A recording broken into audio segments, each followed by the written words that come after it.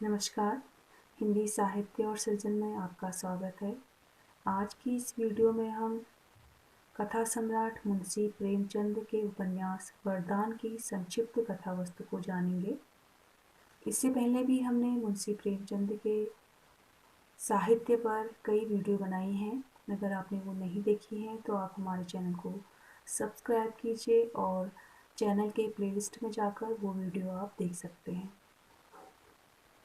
मुंशी प्रेमचंद ने सबसे पहले उर्दू भाषा में लेखन कार्य किया था और उसके बाद उन्होंने हिंदी भाषा में लेखनी चलाई। तो जब हिंदी भाषा में उन्होंने लेखन किया तो उर्दू भाषा के जितने भी उपन्यास या जितनी भी कहानियाँ उन्होंने लिखी हैं उनका उन्होंने हिंदी भाषा में रूपांतरण करना प्रारंभ कर दिया। इसी क्रम में मुंशी प्रेमचंद का उपन्यास वरदान भी आता है।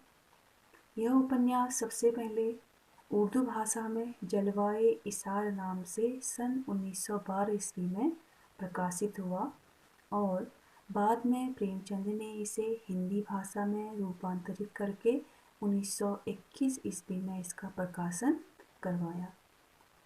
तो आइए शुरू करते हैं वरदान उपन्यास का सारांश। वरदान में 3 परिवारों के जीवन का विशाल कथानक है। पहला परिवार है मुंशी सालिग्राम और उनकी पत्नी सुवामा का। इनका पुत्र है प्रतापचंद जो उपन्यास का नायक है। दूसरा परिवार है मुंशी संजीवन लाल और उनकी पत्नी सुशीला का। उनकी बेटी का नाम है ब्रजरानी या विरजन। यह उपन्यास की प्रधान नारी पात्र है। तीसरा परिवार है डिप्टी श्यामाचरण का, जिनकी पत्नी का नाम है प्रेमवती और उनकी जो संतान है, जो पुत्र है, उसका नाम है कमलाचरण। यह सारा कथानक बनारस और थोड़ा सा प्रयाग तक सीमित है। सुवामा देवी से वरदान मांगती है कि वह ऐसे पुत्र को जन्म दे जो देश सेवा में अपना जीवन अर्पण कर दे। देवी से मांगा गया वरदान सफल होता है और सुवामा एक पुत्र को जन्म देती है। उसका नाम प्रतापचंद रखा जाता है। मुंशी सालिग्राम सीधे साधे स्वभाव के व्यक्ति थे। उनकी वृद्धावस्था में प्रताप का जन्म हुआ था। जब प्रताप 6 साल का हो गया तो उन्होंने कुंभ के मेले में जाने का विचार किया। साधु संतों के प्रति उनमें अगाध श्रद्धा थी। वहाँ से वे लौटकर घर नहीं आए। वे बहुत अधिक ऋण छोड़कर मरे थे।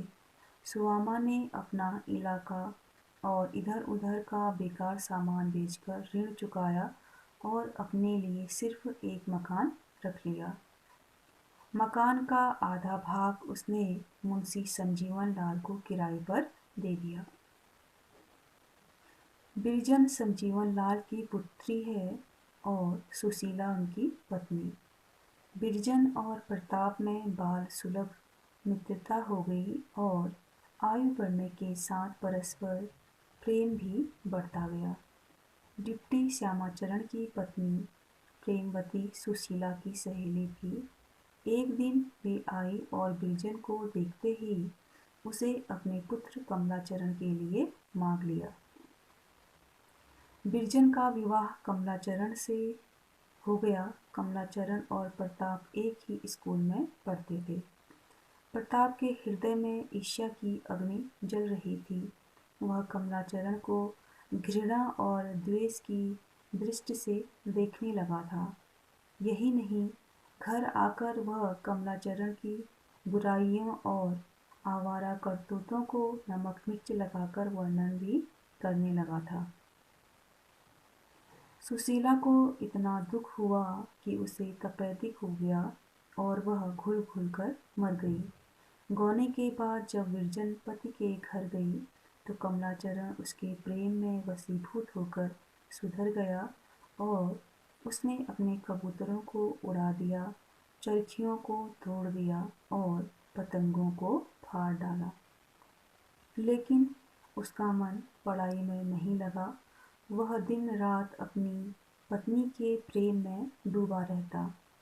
विरजन पुनः उसे पढ़ने के लिए प्रेरित करती है और उसी की प्रेरणा से वह प्रयाग पढ़ने चला जाता है। प्रयाग में प्रतापचंद्र पहले से ही रहता था। वह अब क्रिकेट का प्रसिद्ध खिलाड़ी बन गया था। वह पढ़ने में भी तेज विद्यार्थी था। सारे प्रयाग में वह प्रसिद्धि प्राप्त कर रहा था। एक बार वह चुपके से विरजन की बीमारी की बात सुनकर उसकी सेवा करने भी गया था, पर कमलाचरण के प्रति उसके प्रेम को देखकर चुपचाप लौट आता है। अब कमलाचरण के प्रति उसके मन की जो घृणा थी, जो विद्वेष था, वह सभी समाप्त हो गया था। कमलाचरण के प्रयाग आने पर प्रताप ने सच्चे हृदय से उसका स्वागत किया। प्रयाग आने पर कमलाचरण की कुप्रवृत्तियां फिर जाग उठती हैं। उसका मन पढ़ने में नहीं लगता था। उसके बोर्डिंग से सटा हुआ एक छोटा सा बाग था। कमलाचरण इस बाग के माली की लड़की सामू पर डोरे डालने लगा। एक दिन वह सामू से मिलने गया था। इसी बीच माली आ गया। कमलाचरण डर गया तथा दीवार फांद कर भाग गया और बिना टिकट गाड़ी में बैठ गया। टिकट चेकर के आने पर वह गाड़ी से कूद गया और मर गया। विरजन विधवा हो गई। उसके ससुर डिप्टी श्यामाचरण को डाकू ने गोली मार दी और सास पागल होकर मर गई। कमलाचरण के मरने के बाद प्रताप के हृदय में विरजय के प्रति सोया हुआ प्यार पुनः जाग उठा। कमलाचरण की मृत्यु के पश्चात वह बहुत बड़ी कवयित्री बन गई और अपनी सहेली माधवी के साथ एकांतवास करने लगी। प्रताप विरजन के घर तक तो पहुंचा, पर उसके सामने जाने का साहस नहीं कर पाया और वह गायब हो गया।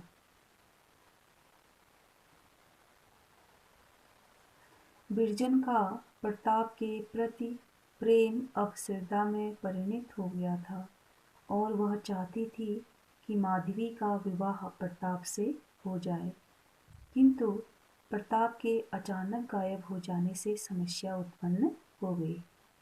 प्रताप अब सन्यासी होकर बालाजी बन गया। उसका बड़ा नाम हो गया। विरजन की तरफ से काशी आने के लिए बालाजी को निमंत्रण दिया गया। उसके स्वागत की तैयारियां की गई। माधवी एकांत में बालाजी से मिली। वह अपना संन्यास छोड़ने के लिए प्रस्तुत हो गया, पर माधवी बालाजी को कर्तव्यच्युत नहीं होने देती और योगिनी बनकर सारे भारत का भ्रमण करने के लिए निकल पड़ती है और यहीं पर उपन्यास समाप्त हो जाता है।